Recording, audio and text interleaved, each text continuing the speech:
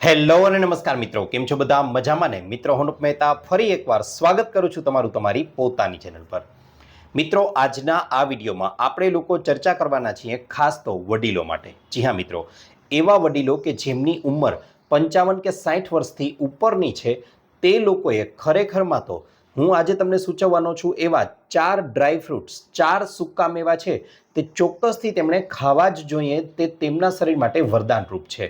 અને તેની સામે 3 એવા ડ્રાય ફ્રૂટ્સ, 3 એવા મેવા સૂચવવાનો છું કે જે તે લોકો ખાતા હોય તો ખરેખરમાં બંધ કરી દેવા જોઈએ, કારણ કે તે માત્ર ને માત્ર 60 વર્ષની ઉંમર પછી તો આપણા શરીરને નુકસાન કરવાનું જ કાર્ય કરે છે.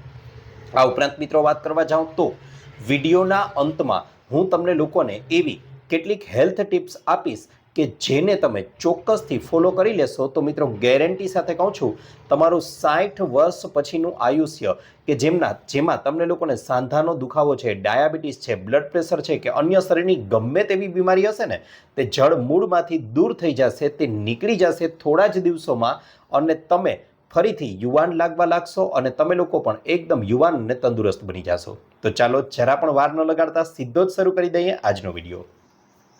મિત્રો, સૌથી પહેલાં તો તમને લોકોને જણાવી દઉં કે સાંજે તમને લોકોને જ્યારે ભૂખ લાગે છે ત્યારે ખાસ કરીને લોકોને પૂછવામાં આવે છે કે તેઓ શું ખાય છે, તો તેઓ એમ કહે છે કે અમે તો ખૂબ જ હેલ્થ કોન્શિયસ છીએ અને એટલા માટે અમે લોકો નક્કામાં પડીકાઓ છે, નક્કામી વેફર છે કે આવી બહારની કોઈ વસ્તુઓ નથી ખાતા, પણ અમે લોકો તો મસાલાવાળા કાજુ, સાથે સાથે ઘણીવાર શેકેલી મગફળી, જેને આપણે ખારી સિંગ પણ કહીએ છીએ, તે ખાઈએ, અથવા તો અમે લોકો મિક્સ નટ્સ ખાઈએ છીએ.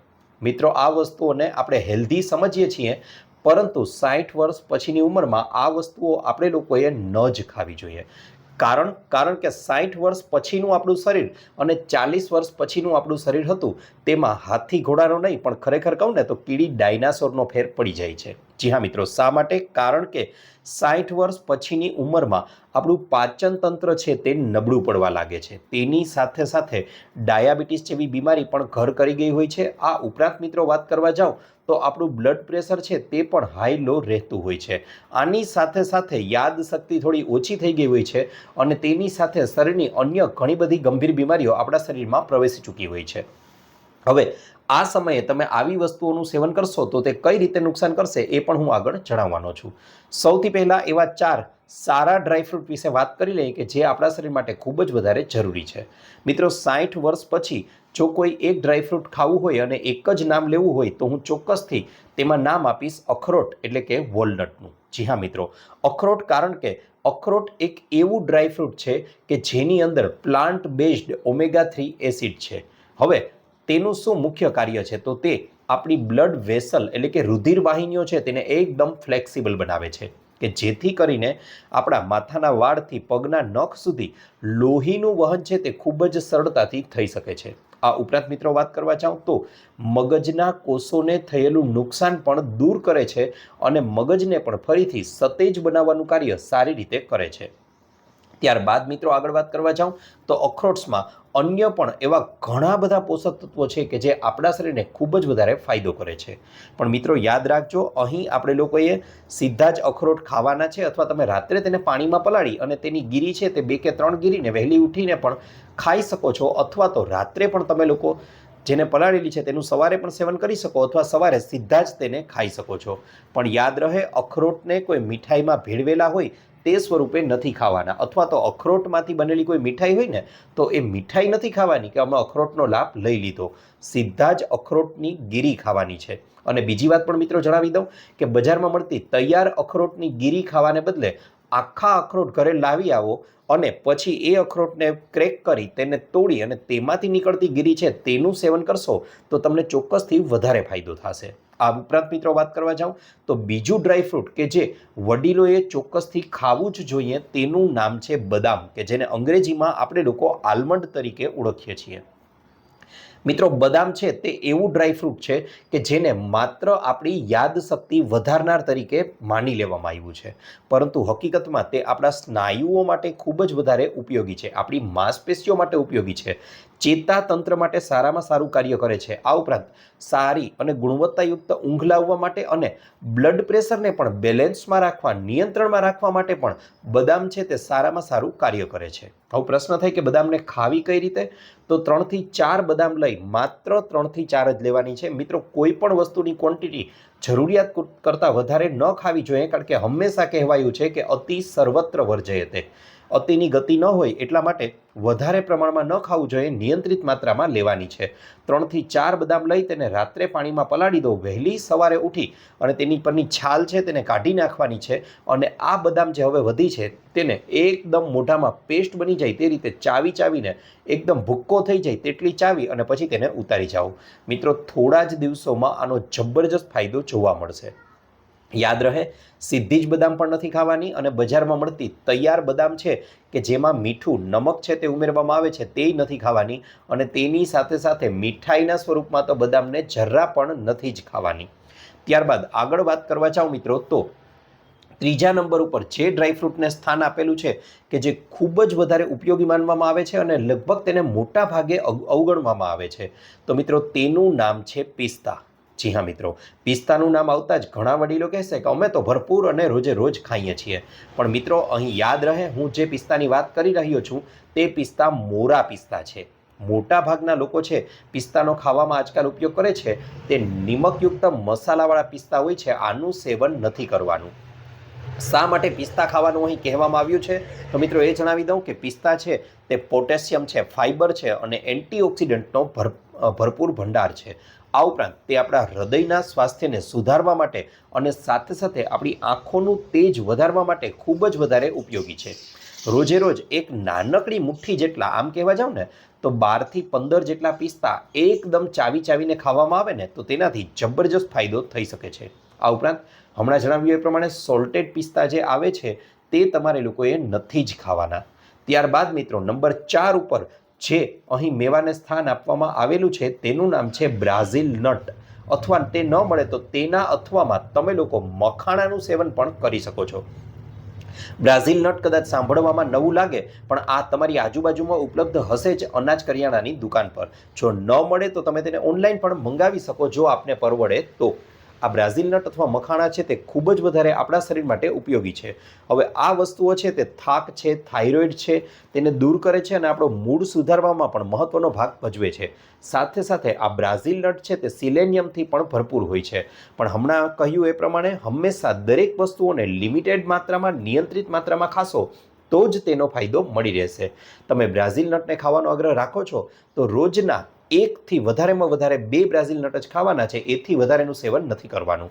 આ ઉપરાંત મિત્રો, જો તમે મખાણાનું સેવન કરવા માંગો છો તો શુદ્ધ ગાયનું દેશી ઘી, જી હા મિત્રો, કે જેને આપણે લોકો A2 ઘી તરીકે પણ ઓળખીએ છીએ, ગીર ગાયનું જો મળી રહે તો તેનાથી ઉત્તમ કોઈ જ નહીં.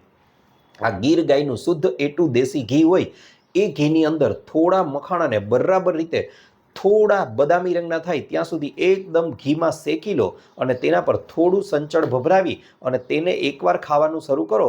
તમે સારામાં સારા પડીકા, સારામાં સારી વેફર કે સારામાં સારી કોઈ પણ વસ્તુ હશે ને એને ભૂલી જશો, આનું જ સેવન કરશો. અને મિત્રો, આનાથી આપણા શરીરને ભરપૂર લાભ થાય છે તે તો અલગથી. આ ખૂબ જ વધારે ઉપયોગી ડ્રાયફ્રૂટ્સ છે અને આને ચોક્કસથી ખાવા જ જોઈએ. હવે આગળ વાત કરવા જઈએ તો એવા ડ્રાયફ્રૂટ્સ કે જેનું સેવન આપણે લોકોએ ક્યારેય નથી જ કરવાનું, ખાસ કરીને 60 વર્ષ પછીની ઉંમરમાં, તો તેમાં પહેલા નંબર ઉપર જે ડ્રાયફ્રૂટ આવે છે તે છે શેકેલી મગફળી મીઠાયુક્ત, કે જેને આપણે લોકો ખારીસિંગ તરીકે ઓળખીએ છીએ. જી હા મિત્રો, આ મગફળી જ્યારે શેકી અને તેમાં મીઠું ભભરાવી અને શેકી લેવામાં આવે છે તે સ્વાદમાં તો એટલી ભાવે છે કે ઘણા લોકો તો ખાતા ખાતા એમ કહે છે કે આ ગમે એટલી ખાધા રાખો, આનાથી પેટ ભરાવાનું જ નથી. પણ યાદ રહે મિત્રો, આ આપણી મોટી ઉંમર, ખાસ કરીને 60 વર્ષ પછીની ઉંમરમાં આપણા માટે નુકસાનકારક છે. હા, મીઠા વિનાની નાનકડી મુઠ્ઠી જેટલી મગફળી છે તે તમે ખાઈ શકો છો, તે તમારા હાર્ટ માટે સારી છે, પરંતુ આ ખારીસિંગ જે છે તે ભાવે છે ખૂબ જ, પરંતુ તેનું સેવન વડીલોએ તો ન જ કરવું જોઈએ, કારણ કે તેમાં વધારે માત્રામાં સોલ્ટ રહેલું છે, મીઠું રહેલું છે, એટલે કે સોડિયમ રહેલું છે. અને મિત્રો, 60 વર્ષ પછીની ઉંમરમાં આપણી કિડની છે તે ધીમે ધીમે નબળી પડવા લાગે છે અને વધારે સોડિયમ છે તેને ફિલ્ટર નથી કરી શકતી. પરિણામે બને છે એવું કે રુધિરમાં ભળવાથી આપણું લોહીનું દબાણ વધે છે, એટલે કે આપણું બ્લડ પ્રેશર વધવાની સંભાવના તેના દ્વારા વધી જાય છે. માટે ખારી સિંગનું સેવન વડીલોએ ન કરવું જોઈએ. આગળ વાત કરવા જાઓ મિત્રો તો એ છે કાજુ. સ્વાદમાં ખૂબ જ પ્રિય એવા કાજુ છે તે લગભગ બધાની પહેલી પસંદ હોય છે, પરંતુ મિત્રો તમને લોકોને જણાવી દઉં કે કાજુ છે તેમાં કેલેરીની માત્રા ખૂબ જ વધારે હોય છે અને એટલા માટે કદાચ એકવાર ખાઈએ તો 12, 15 કે 20 કાજુ ખાધા સિવાય રહી ન શકાય. એટલા માટે જ કાજુનું સેવન છે તે પણ જો શક્ય હોય તો વડીલોએ ન કરવું જોઈએ, અથવા કરવું જ છે તો રોજના 1, 2 કે 3 કાજુ સુધી ખાઈ શકો છો. એથી વધારે તો ન જ ખાવા જોઈએ, કારણ કે વધારે કેલેરીની માત્રાના કારણે તે આપણા શરીરને માત્ર ને માત્ર નુકસાન કરે છે. ઘણીવાર એવું બને છે કે ઘણા વડીલો બજારમાં જ્યારે જાય છે ત્યારે મિક્સ નટ્સ જે હોય છે એમાં ખાસ કરીને ફ્લેવર્ડ નટ્સ જે આજકાલ બજારમાં મળે છે તે લઈ આવે છે. મિત્રો, આ ફ્લેવર્ડ નટ્સને તમે પડીકું છે તે ઉલટાવી અને પાછળ વાંચજો, તેમાં નમક, તેલ કે ગ્લુકોઝ એટલે કે મીઠું તેલ કે ગ્લુકોઝ આમાંથી કોઈ એક વસ્તુ પહેલાં 3 ઇન્ગ્રીડિયન્ટમાંથી એક હોય તો તે પડીકાને ત્યાં જ છોડીને આવતા રહેજો. કારણ કે આ જે પડીકાબંધ નટ્સ જે મિક્સ નટ્સ મળે છે તે દેખાવમાં તો તમને લોકોને એકદમ હેલ્ધી લાગશે, પરંતુ તે આપણા શરીરને માત્ર ને માત્ર નુકસાન કરવાનું જ કાર્ય કરે છે. આવી વસ્તુઓથી ચેતીને રહેવું જોઈએ અને એક હેલ્ધી ડાયટ પ્લાન આપણે લોકોએ અપનાવવો જોઈએ. હવે મિત્રો, માત્ર નટ્સ ફેરવી દેવાથી આપણું શરીર છે તે તંદુરસ્ત નહીં બની જાય. એક આખા દિવસનું શિડ્યુલ હું તમને લોકોને અહીં સૂચવવા માંગુ છું, જેને સ્ટ્રિક્ટલી ફોલો કરવાનું છે. યાદ રહે મિત્રો, આ શિડ્યુલ એવું છે કે જેને લગભગ મોટાભાગના લોકો કહેશે કે આમ ભાઈ ઘણી વાર કરી લીધું પણ આનાથી કાંઈ જ ફેર નથી પડતો. તો મિત્રો, હું તમને ગેરંટી સાથે કહું છું કે તમે લોકો આ શિડ્યુલને એકદમ ટાઈટલી પકડી રાખો. ગમે તેવી પરિસ્થિતિમાં આ શિડ્યુલને છોડવાનું નથી.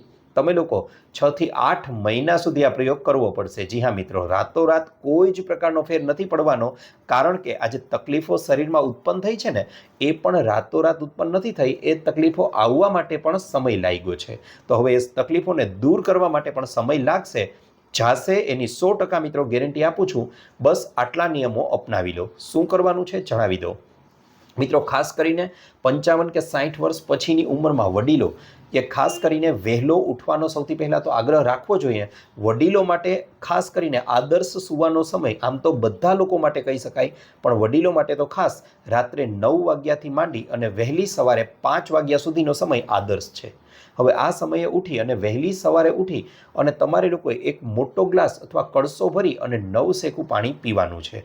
આ નવશેકું પાણી છે તેની અંદર તમે લોકો હળદર છે તે અડધી ચમચી જેટલી, જો શુદ્ધ હોય અને તેની ગુણવત્તા તમે ચકાસી શકો એમ હોવ તો શુદ્ધ હળદર અડધી ચમચી જેટલી ઉમેરી દો અને આ હળદરનું તમારે લોકોએ હળદરવાળું પાણી છે તે પીવાનું શરૂ કરી દો. આ પાણી પી જાઓ.